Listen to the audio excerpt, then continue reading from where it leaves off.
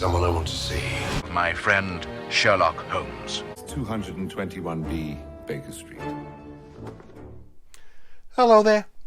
Welcome to my review of The Return of Sherlock Holmes, Series 1, Episode 2, The Priory School. This is our first full adventure with Holmes and Watson since Holmes has returned from the dead, and is a strong, although understated story, certainly compared with the high stakes of the last two. But this has been a feature of Sherlock stories from the very beginning, the stakes being less important than the mystery and how it's solved.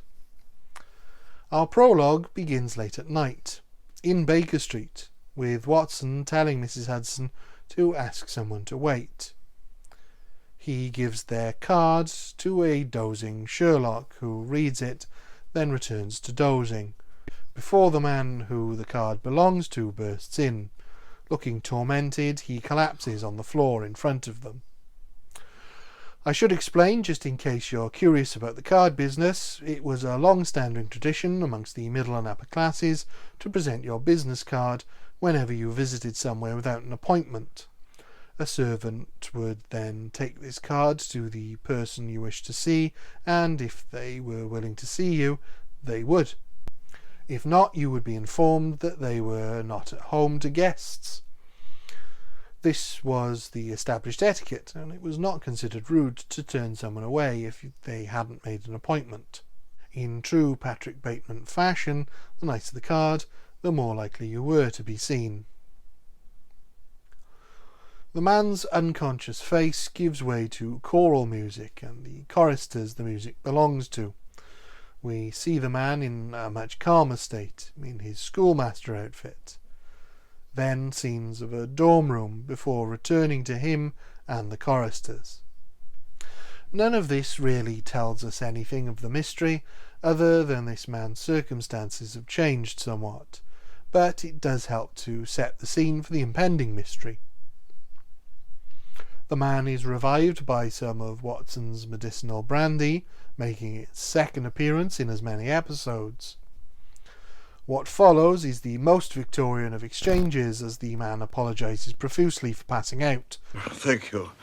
If I might have a biscuit and a glass of milk, I have no doubt I should soon be better. Before Holmes reads aloud from his card. He is the principal of the Priory School of the title, Dr. Huxtable, which would have been easier to make a joke about 15 years ago, but now not so much. Holmes deduces that something has happened to the once impeccably turned out doctor to lead to his dishevelled appearance, but he is unable to help as he is fully occupied with other cases. The doctor pleads with him to assist with the abduction of the son of the Duke of Holderness from his Priory School 3 days earlier.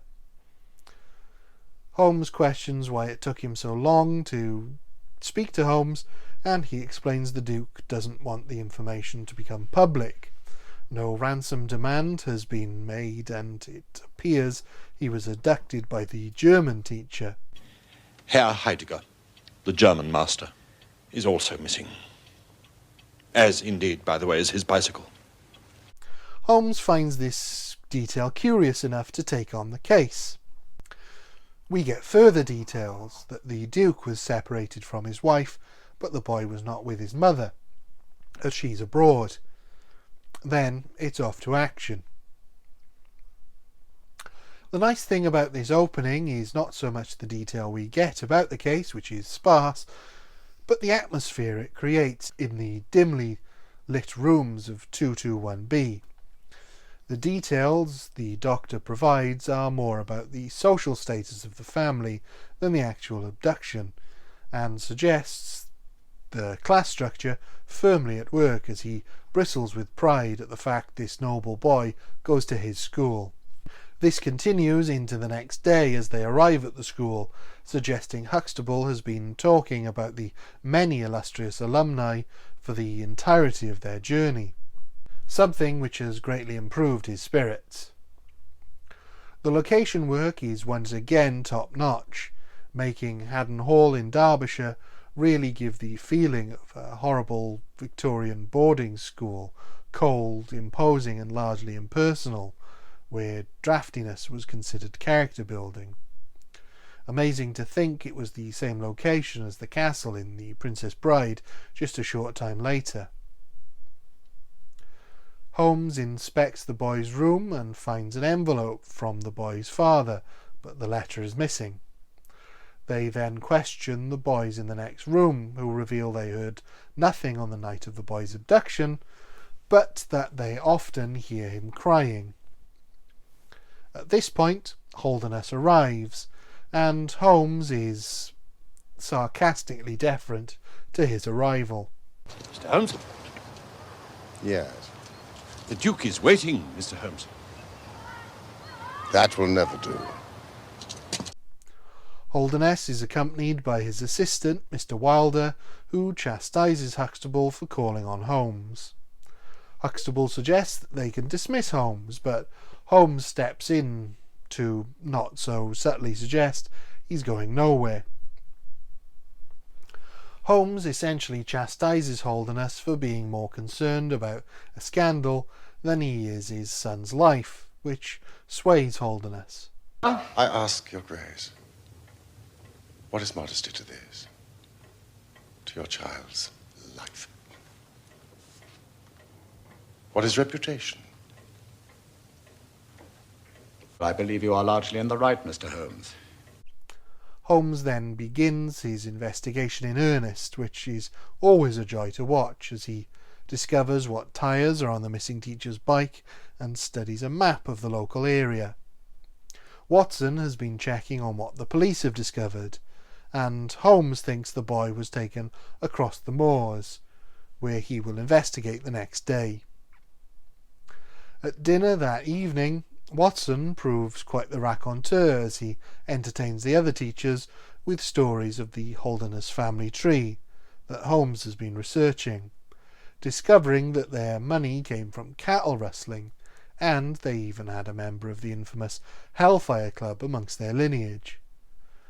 For those of you who recognise the name from the X-Men or more recently Stranger Things, it was the real name of several clubs for members of high society to engage in socially unacceptable acts, and while little is known of any sinister activities, they seem to encompass anything the church might frown upon, including in some cases of allowing women to be members.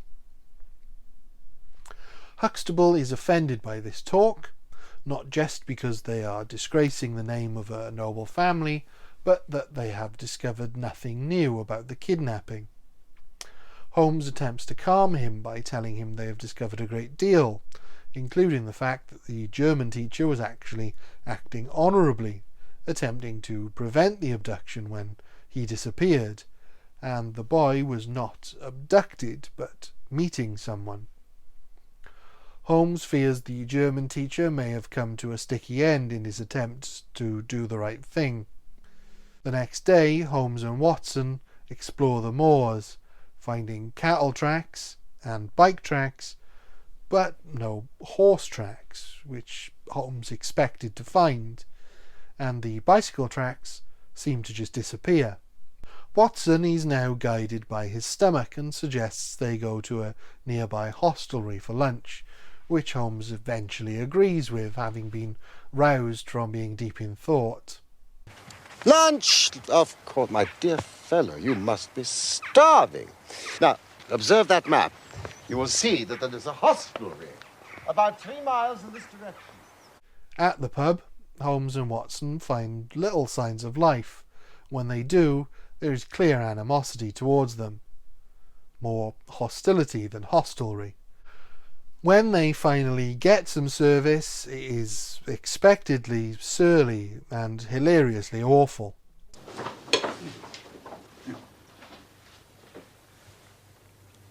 How is it, Watson? It is disgusting, Holmes. Holmes suspects the couple running the pub know something, and this suspicion is furthered by the new nails he notices on the old horseshoes on their horses. The way these revelations are woven into the story is brilliantly done, as they don't come across in the least bit forced, entirely naturally discovered as the story goes on. At Holderness Hall, Holmes asks Wilder whether the contents of the letter might have upset the boy, which he says it would not. He then works out why the bike tracks disappeared and why there were no horse tracks when Holderness tells him there are no cattle there in winter. He and Watson had spotted some horseshoes at the hall designed to look like cattle prints, used for smuggling cattle.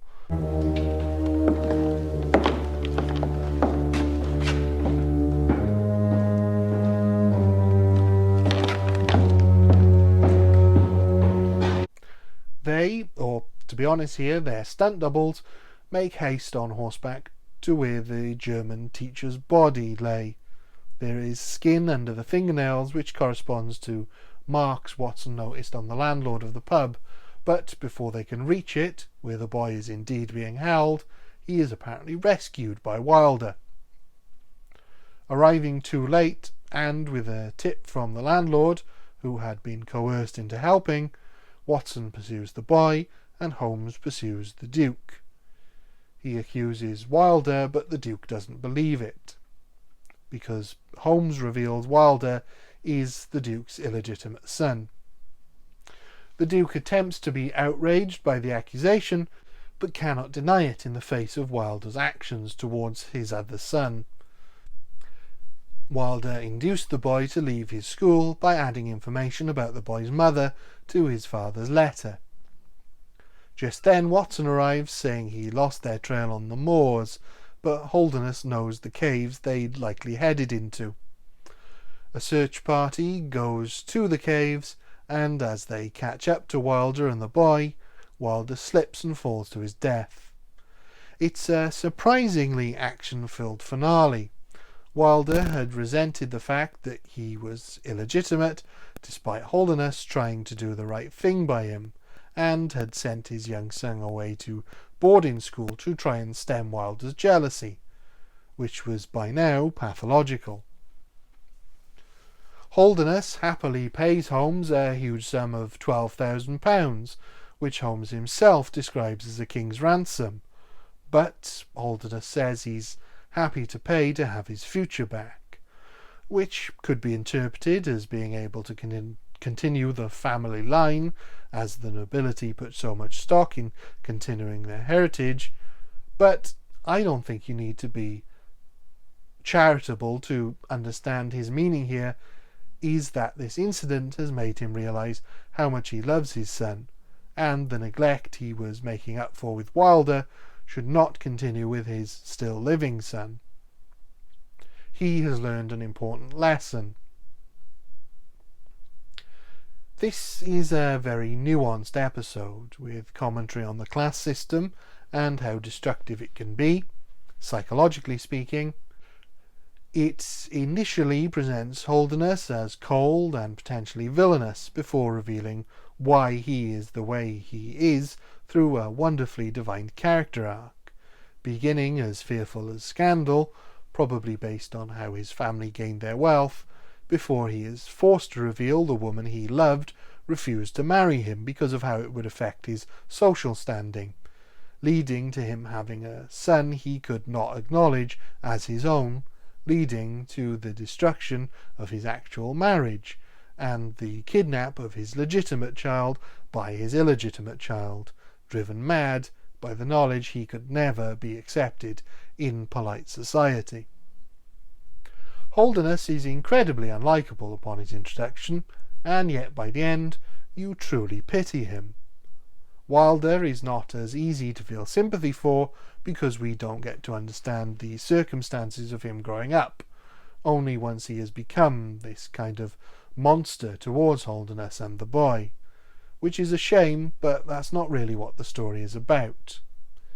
It would have been nice, or if they had made him out to be more obviously evil, but I think a certain level of ambiguity works too. The central mystery is a good one, in that the solving of it has a lot of input from Watson, He's reliant on some practical investigation, and he's easy to follow and keep up with. Holmes is given some great moments, whether it be his dismissiveness of the nobility to his own sympathy towards Holderness by the end, tracking exactly with the audience's emotional journey through the story. And his deductions are as good as ever too. All in all, not much negative to say about this at all. An easy 5 out of 5. Thank you. Goodbye.